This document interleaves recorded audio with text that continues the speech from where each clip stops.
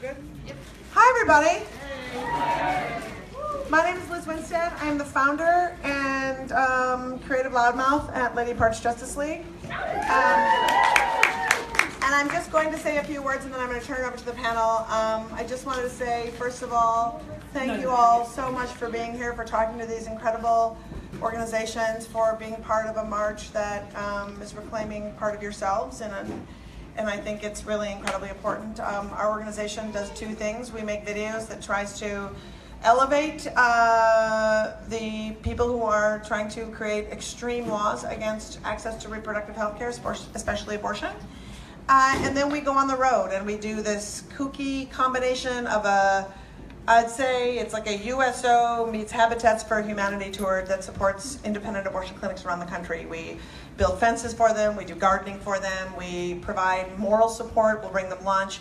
The fact of the matter is they feel abandoned, and we're trying to create community with their communities so that we can leave behind a great group of people who live there, who want to help the clinics actually thrive and survive in this place we face. But more importantly, today and every day, people like me have been centered in the conversation on feminism forever. And so part of what we're trying to do at our organization is make sure that that doesn't happen.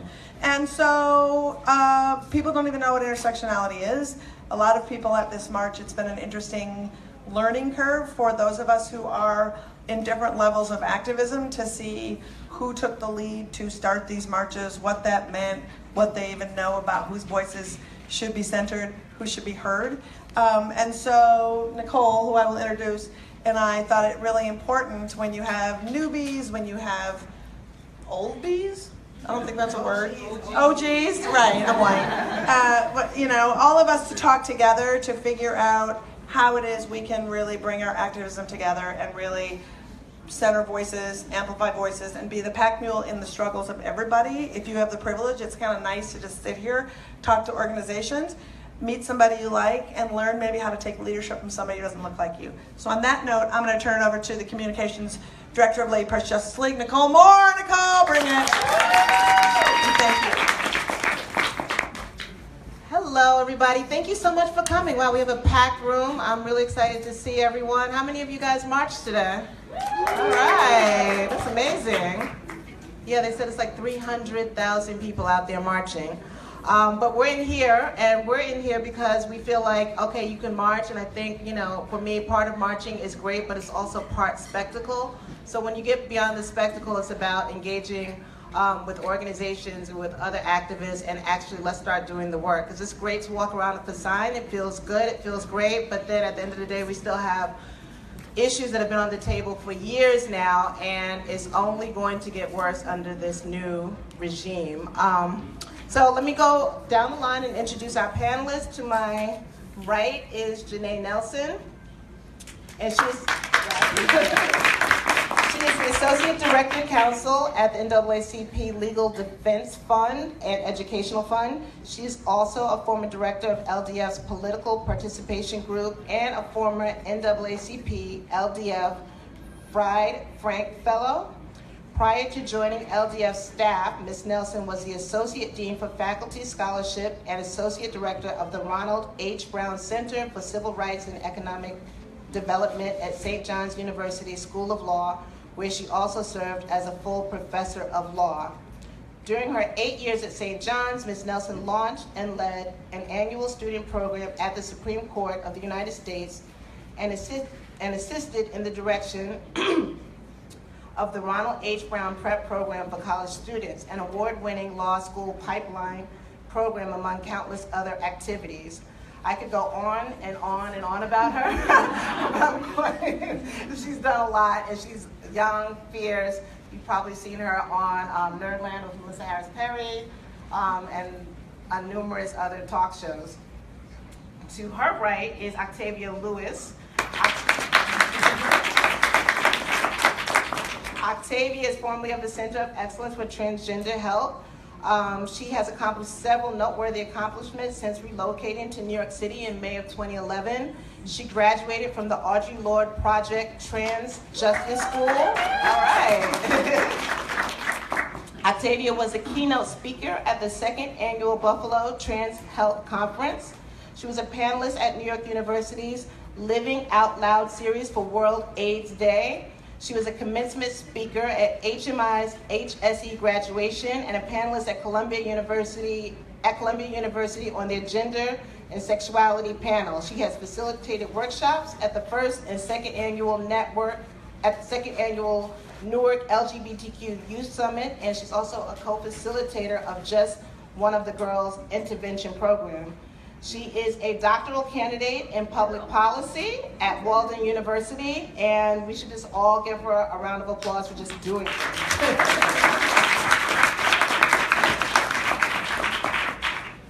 And last but surely not least is Sidra, and do you pronounce the last name? Sebastian, okay. She's Associate Executive Director at the Brotherhood Sister Soul Program, which is a nonprofit organization in Harlem, which provides holistic and comprehensive programs for New York City youth ages 8 to 22.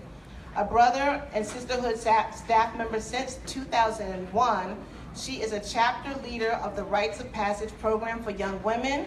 She manages the Liberation program for youth activists, and she co-facilitated the international study programs in Ghana, South Africa, Haiti, and the Dominican Republic. She manages the college advisory program, and Sidra is also a graduate of Hampton University, and I think, if I'm not mistaken, a recent graduate. You got your PhD? Well, MA. MA, on her way to getting her PhD. Yes, from NYU. In 2015, she was a Ford Public Voices Fellow of the Op-Ed Project, which is an amazing project, and she's published articles about youth leadership development and DACA. Sidra was appointed to the New York City Council for Young Women's Initiative in 2016 as a steering committee member, and she is co-chair of the Education Committee. Let's give our panel a great round of applause.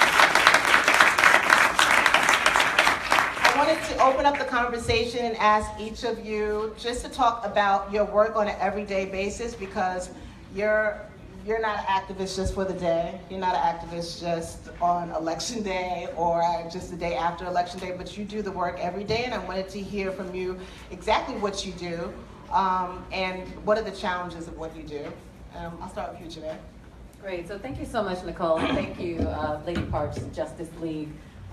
It's a wonderful pleasure to be here. My daughter and I walked down the streets of Fifth Avenue and saw just an incredible outpouring, not only in protest of what is before us, but I think also in unity in the opportunity that this presents for us to come together. So I just want to say thank you for having us.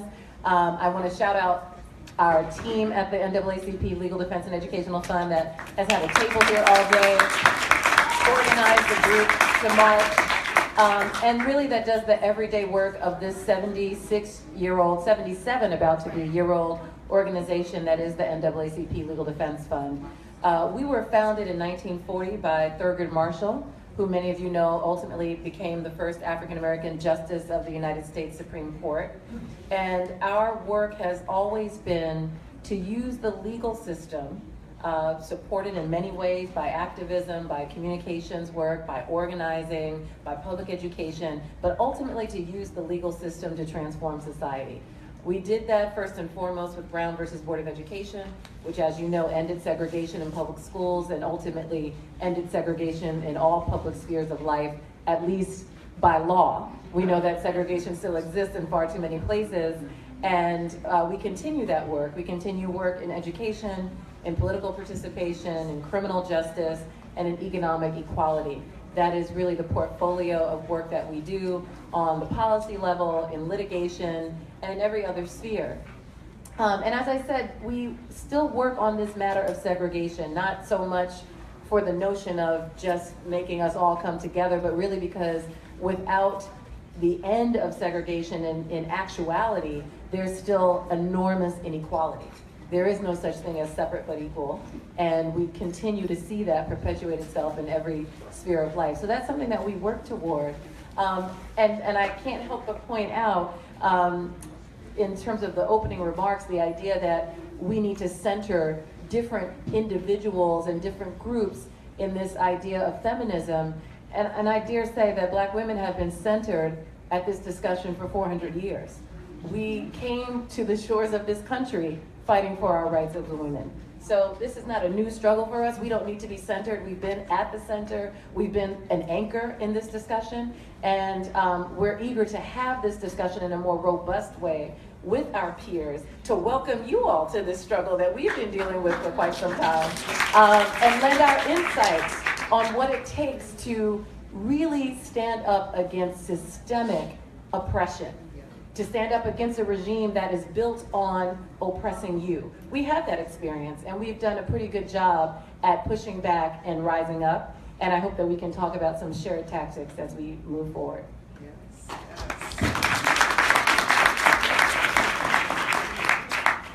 Thank you again. My name is Cedra Sebastian, and I'm at the Brotherhood Sister Soul in Harlem, and I'm getting messages from parents.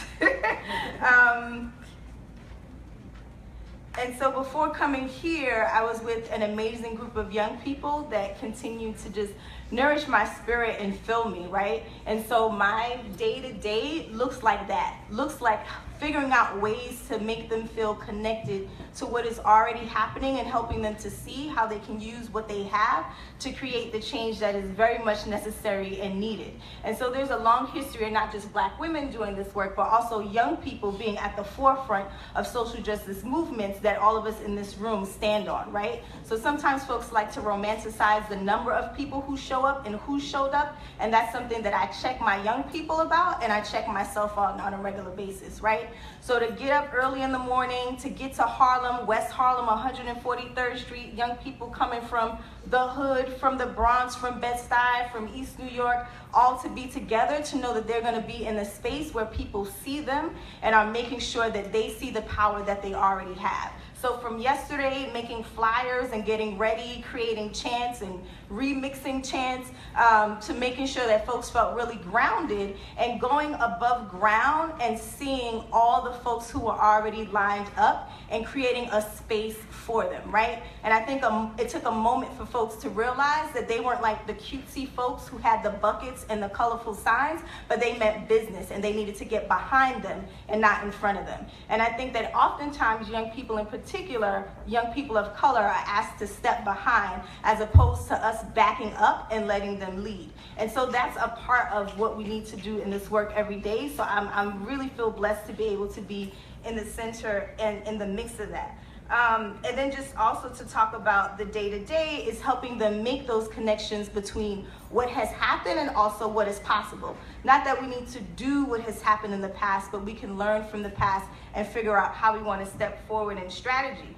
And so some of the signs of people that they were lifting were folks like Ida B. Wells and Chimamanda Adichie, Angela Davis, and Yuri Kuchiyama, and Dolores Huerta, and Marsha Johnson, and Sylvia Rivera. These were the women that they were lifting in their signs, and not just being seen, but also having conversation with people, right? So tons of people were like, well, who's that? And they were educating folks along the way. So it wasn't just about them being visible, but it was also about them passing on knowledge that they had learned to other people, and not just being the folks that, you know, oh, your sign is so colorful, can I take a picture? Let me talk to you first, then you can take a picture. Can I take a picture of your sign? Let me talk to you first, right? Sometimes we like to take photos of people and use that to say that we've done something or we're in solidarity, and it's really just a picture, right? So I think a part of the conversation too needs to be about how do we really move forward in solidarity and we don't leave folks behind.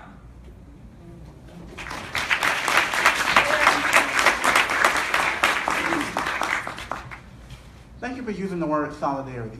I often question what does solidarity look like, especially in this movement. For myself, I am a transgender woman of color.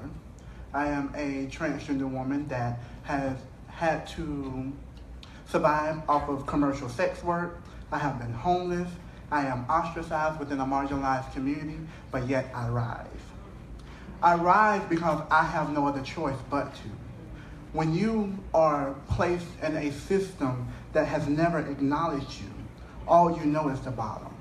And people love to say, well, when you go into spaces, you all should not behave like crabs in a barrel.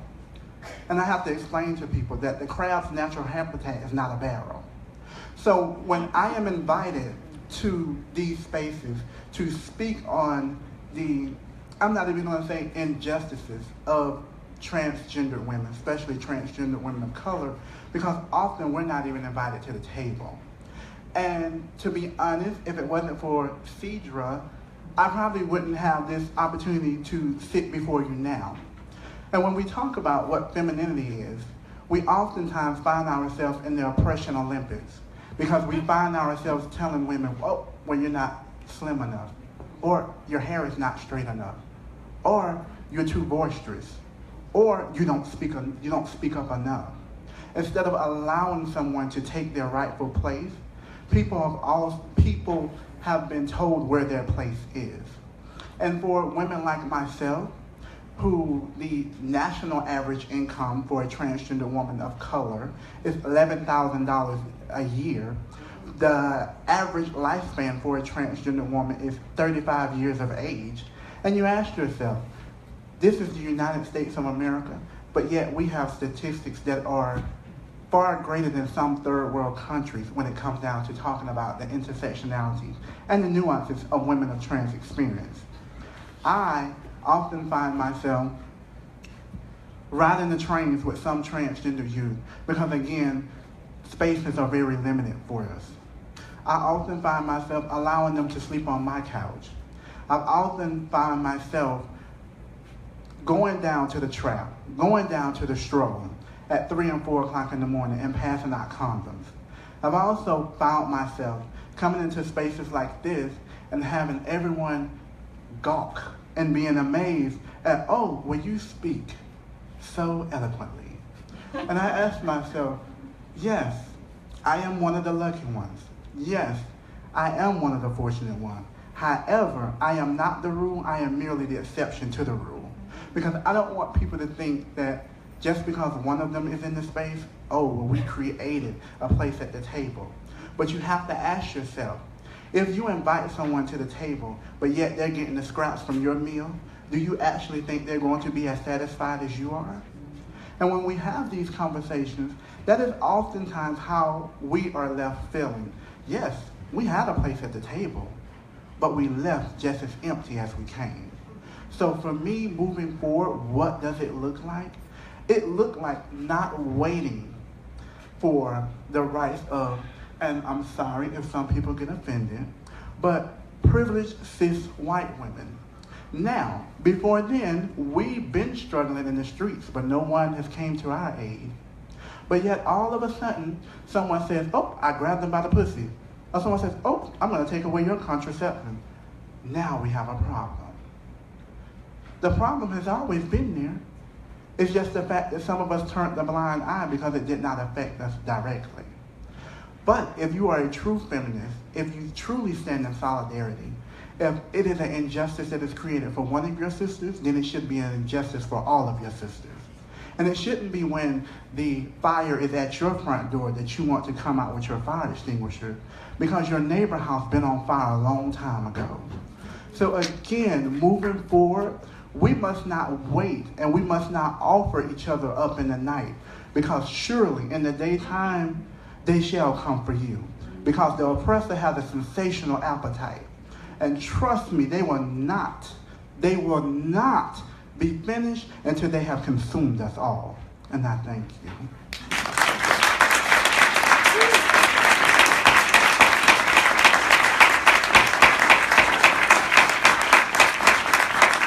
I know, like, that was a drop the mic moment. I'm like, I think it's over. But actually, it's just the beginning of a great conversation because when we ask the question of where do we go from here, I think about this Women's March, and I don't know how much background history you know about the women's marches that are going on in the country. So the one in DC was probably the first one back to come up and arise, and maybe the New York City one came maybe a few days later. But both marches started on Facebook by either one or two white women, and they were clearly upset by the election of Trump and Hillary's loss. And so that was the catalyst for the initial march, which in DC was called the Million Women March, which was a direct co-optation of the Million Women March that happened, I want to say, in 1997, that Minister Farrakhan had involving Black women.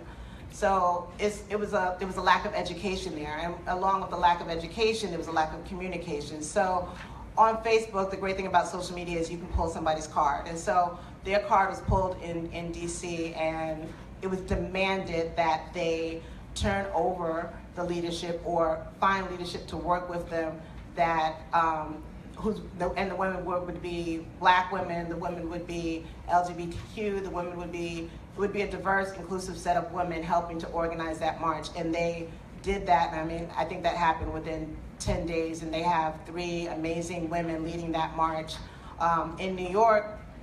And my mother's up in the corner, and I have a knack for saying too much, but in New York, sadly, that did not happen. And I think, I don't know if you're notice it as a Black woman, and maybe the panelists can, shake their head and nod in agreement. I'm hyper aware of seeing like so many white women and not that many Black women, not any Asian women, not any Latina women. Where are the trans women and men out there? And I don't know if other people see that. Do you see the disconnect? So when I ask the question of the panelists of where do we go from here, I want to think about intersectionality, and we're talking about, and we haven't said what that means, and correct me also if I'm wrong, because it's a new term that I never heard in school when I was in college, and I went to one of the best colleges. I feel like it's a new term, and it's a very academic term, so I want to break it down to everybody. Intersectionality means looking and including people across not only race, but in gender and sexuality, and having them not only just represented as a mere token, but when Octavia says having us at the table means having us at the table equally. We eat what you eat, we say what you say, you respect us as being human individuals, as being activists, as being just as important, and having our issues and our challenges are just as valid as yours. So when we have a march for Say Her Name, for Sandra Bland, or for any of the other women and Black men that have died at the hands of police officers, we love to march, and we love to be, as a community, as a Black community, we love the idea of us coming together. But what makes an effective march really powerful is if we can see white women come out and support us, if we can see white men come out and support us. Like, it just can't be, we can't continue to work in silos.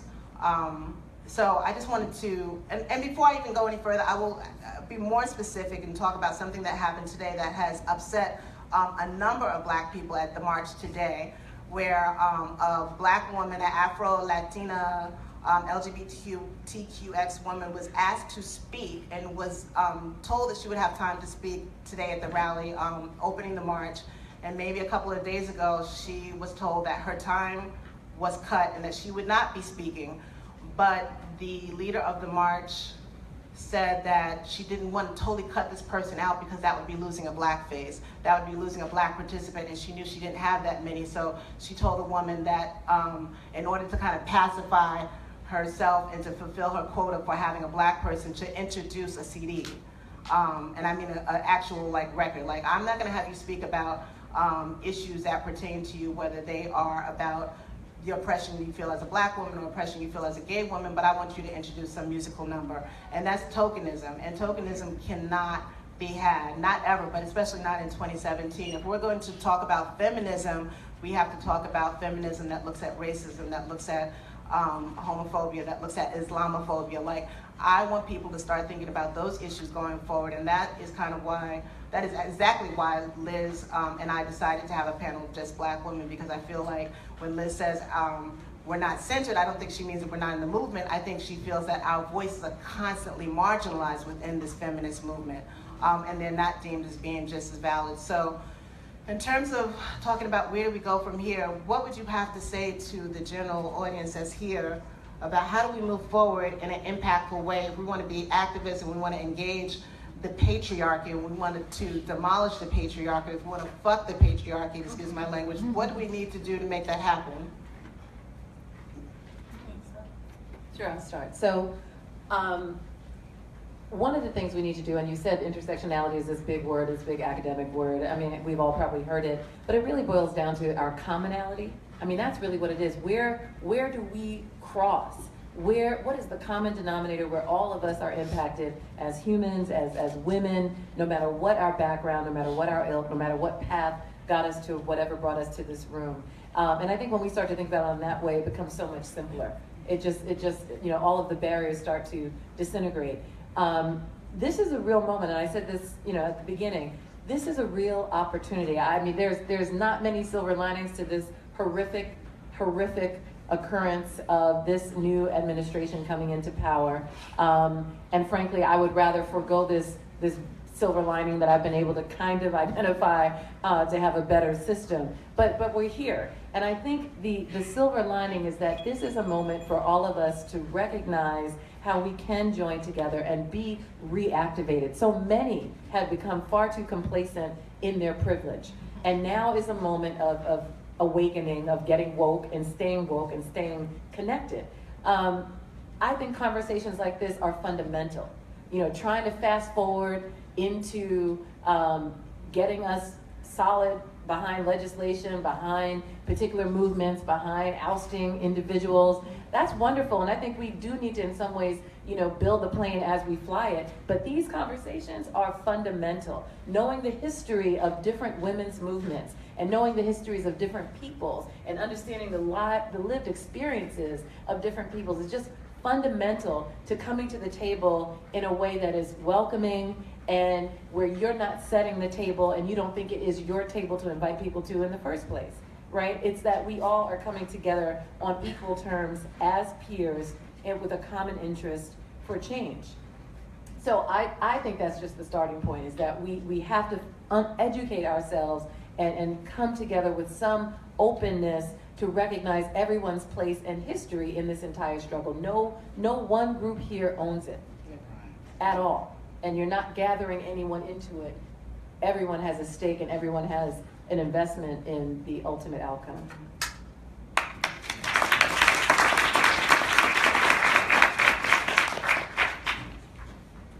What does it look like moving forward? For me, it is not investing in tools to dismantle the master's house, but to build our own. For me, it is not investing in demolishing a system that was not created, designed, or implemented with us in mind, but to create, design, and implement our own system. I think we spend too much time trying to reinvent the wheel instead of making it stronger. And what I mean by that is, stop asking the oppressor to take his foot off your neck so you can breathe. I'm beyond that stage. For me, it is about when the door is open, that you floodgate the place. For me, it is about moving forward and solidarity, which looks like when you get the phone call, you call 100 other women, and you show up and you bombard the place. For me, that is what it looks like moving forward. It should not only be about, again, when the rights of one is infringed upon, but the rights of all of us. So for me, again, moving forward, would make sure that, again, when call to actions are being made by those that don't look like us, don't wait till the disaster comes to your front door to want to make a change. Again, we have to be proactive and not reactive, because this has been coming down the pipeline for a while now. This isn't something that just happened overnight. You or we that live in this society, again, when things happen that we don't agree with oftentimes, that is when we get upset or we get angry. And for me, I guess it is time to stop asking people, why are you angry? But instead of asking why, you should be asking the question, well, what angered you? Because we are all in this together. And again, that is what it looks like moving forward for me, is that we extend our hand to make sure that we are not the only ones inside of the master's house, that we all have a place to, again, voice our, as some people say, our differences, but also our commonalities. And we can't do that until we start to invite each other and look at each other as our equals.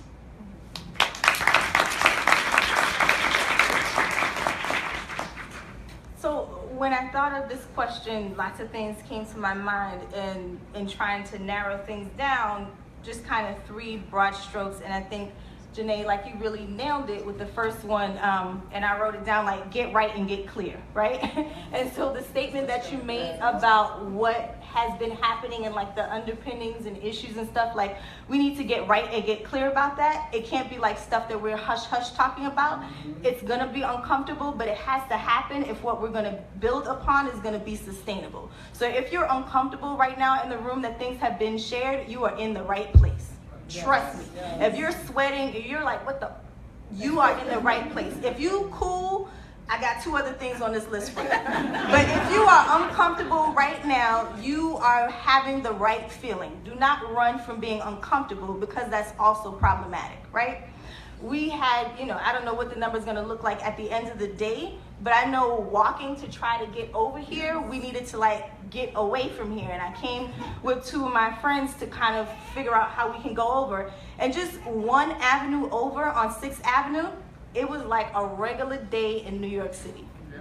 Like a regular day in New York City. A regular day. And it wasn't that I wasn't clear on it before, but it was just like a visual clarity that went to my soul that tomorrow it could be that way too, not just on 6th Avenue. So if we don't get clear and get right on like what the things are that are making us uncomfortable and why and who we're leaving out of the conversations and out of the picture and out of the organizing, nothing we do after today or tomorrow is going to be able to be sustained. The second thing is like our individual capacity. And for me, it's a conversation that I have often because like I'm like still turned up, like I like hear chants in my ear. So I'll come down eventually from earlier today. But my young people are just so dope. They're just amazing. And I always tell them to like check in with themselves, right? So it's cool that you want to do things and you feel like you have to do more because there's so few people who are doing stuff, so you take more on. What does that do to you individually, right? And I think this is also a time for people to think about what they have and how they can bring that to the table. And not in competition with each other, right? Not in competition. Like, what do you have that you do well that you can bring to the table? So if that's the arts, then bring the arts. If that's the kind of strategic mind that can figure out, okay, we need to move here, we need to move there, then do that, right? If you're a phenomenal educator, keep teaching, right? Like we need folks who are coming to spaces like this to be in our young people's classrooms for real, right? So figure out what it is that you do well and be in contribution of that. Don't be in competition about it. Don't think about, well, I don't speak the way that Octavia speaks, quoting Audre Lorde all the time, so I can't be up there and say what I need to say. Or I don't have the sense of humor, so folks are not gonna listen to me because they're gonna think I'm angry all the time.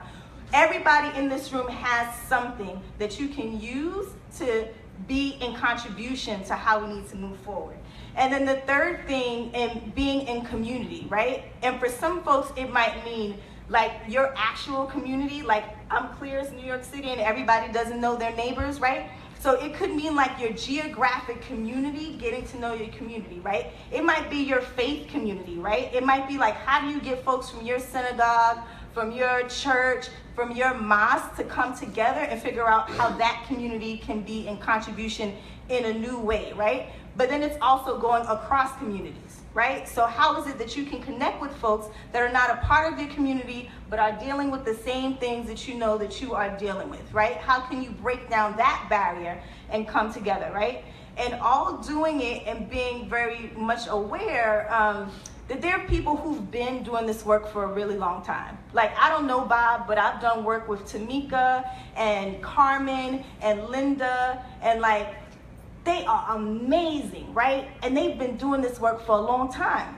And there are people that they would name that they're their ancestors, right? that they stand on who had been doing it for a long time, and all the way back and all the way back and all the way back. And so we got to remember that too, right? Like, I think geniuses are folks who realize like there's so much you can remix until it's something brand spanking new. But folks have been marching, and there are folks who were out there today that was their first time going to a march. But don't discount the folks who this was their first time, and don't walk over the folks who've been marching since whenever. Like, that has to, like, that's a part of the get right too, right? Like, not being judgmental about who's contributing more or less or what have you. This is where we are now. So we need to get right, have these conversations that are getting folks sweaty, think about how you can individually be in contribution and how you can mobilize your community, however you identify that community, to work strategically in a planful way to move things forward.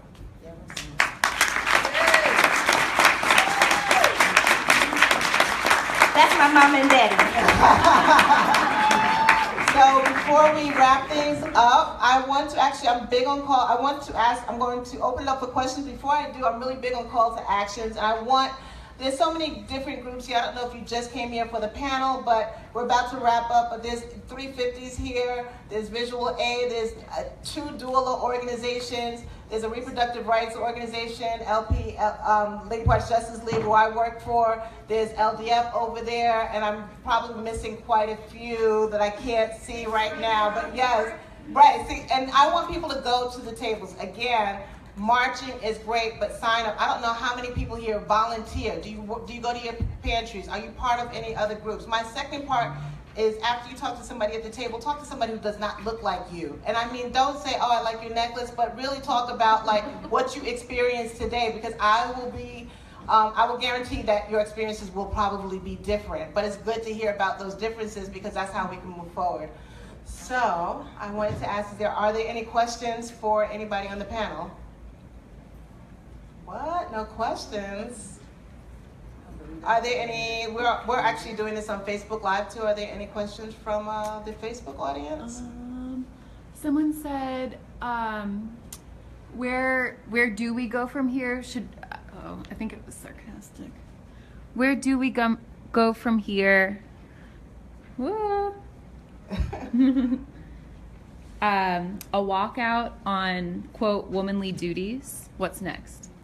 What does that mean on womanly duties? Like no, what does that mean? Like traditional? Yeah, the question is, should we walk out on womanly duties?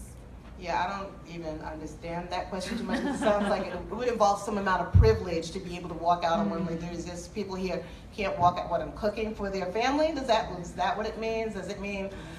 Yeah, I mean, I don't know. I mean, I think that's also one of the things we have to talk about and look at our privilege. I have a certain amount of privilege that even Octavia doesn't have, and there are people, Lauren has a privilege that I don't have, and I think we have to be cognizant of thinking about what are the things you can do easily that are challenges to me because of institutional racism and discrimination. So keep that in mind. I thank you all for your attention. I can't believe there aren't any questions. Yes? So what are for someone who's new to activism, what are some of your favorite people who've been in the movement for a long time and who've been going to the marches and things like that? What are some publications, things to read, things to watch to learn more about what's been happening in the past? You know what? I watch a lot of news. I probably watch too much. I watch MSNBC. Yes. When Melissa Harris Perry used to be on, I mean, that was, and I love Joy Reid is great too. Because they brought so many different types of people to the table that you rarely hear about. So I learned more about the criminal justice movement. Glenn Martin has a great organization called Just Leadership. So I learned about his organization through MSNBC. I think if you're a student too, like there's so many different organizations within your college that you can go to. Go to a different, I would say even a different organization that you might not necessarily go to. I guarantee if you go to any Black student union, they will be talking about Black Lives Matter and criminal justice. I think another good resource is social media. I'm a big fan of Twitter and Facebook. I've learned about the movement through Occupy New York City, for example, through even following the tweets of the Legal Defense Fund, and following different organizations, you find out what people have been doing for whatever, 10, 15, 20 years, and you can get in the know, and without maybe, if you feel shy, without maybe approaching someone or being interacting with someone physically, it's a good way to find out what other people are doing in a more passive social way. Yeah, I would say it's super important for folks to get clear on what you're reading up for. So are you reading up to just be able to be the person to have dope quotes all the time and fill people's feed with that because they're inspirational? Okay. Is it because you're trying to dig for particular strategies that worked or didn't work? Okay. So I think first folks need to get clear, what are you reading about? Right now in my book bag is Meridian by Alice Walker, because I love Alice Walker. Is she somebody who was a strategist in a social justice movement? No. She was a fierce and is a fierce artists, and I believe that artists know how to use their gifts as weapons to dismantle things that are not working, to show what is beautiful and amazing, to bring healing and to bring communities together. So if you're an artist, look at other artists' work.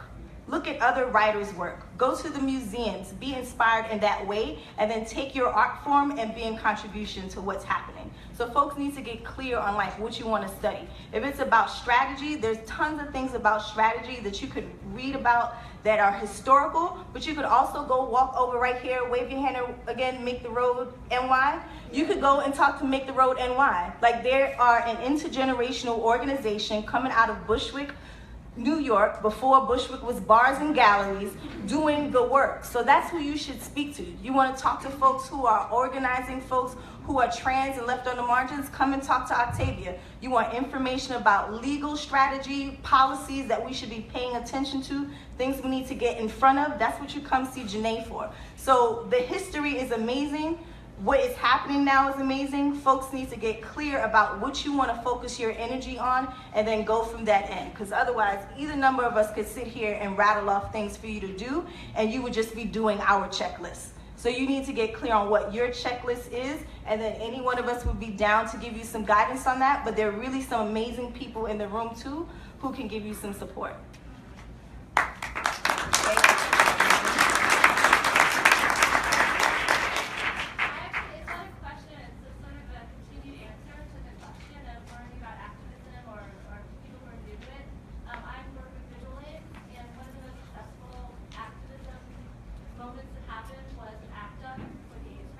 Right. So they're actually making videos online. You can go to the ACT UP Oral History Project in the New York Public Library and actually look at what they did, because of how they organized themselves, because they had very specific demands that were demands that actually could be met by the government. They were actually very successful. It's one of the most successful activist movements in a long time. And so I think that to be inspired about how, you know, what can happen now, I think that's a great thing. If you look at the LGBT movement, people like Marshall Johnson. Yep. If you look at Sylvia Rivera, if you look at someone like Iris Dela Cruz, AIDS activism, it can be really inspiring. And to even add to that, and people are like, I'm so depressed, 2020. Like, we don't have to wait to 2020. 2018 is even more crucial to all of us in 2020. Yeah, Monday, right, yeah. It's like Monday, right. But definitely mid-year elections, that is next year. Like, get out the vote. Know who you need to vote for. Check out, like, start researching now on the politicians, and not only in your area, but look at other areas. Look at Indiana, look at Texas, because what we need to do and start doing is what we do is like create phone trees and have the people in those states call their politicians and their governors and their senators, because we need to they either need to change and get with the program, or they need to get out. And so remember that 2018 is crucial. Thank you so much for all of your attention. I'm sorry, there's one more question. I can't never say no, and then we're done. You'll be the last voice. I just wanted to say there are mass, let me speak up. There are mass movements of all kinds. For instance, where do you have your money? What bank do you have your money? Can you transfer it to a credit union, for instance, that doesn't support Goldman Sachs or other kinds of, or Exxon, etc.? I mean, one of the most effective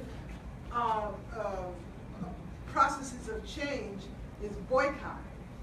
Okay, so think about where you have your money, what you're buying, and why you're buying it. And who's that supporting? Exactly. Yes, thank you. Thank you everyone so much. Really appreciate your attention.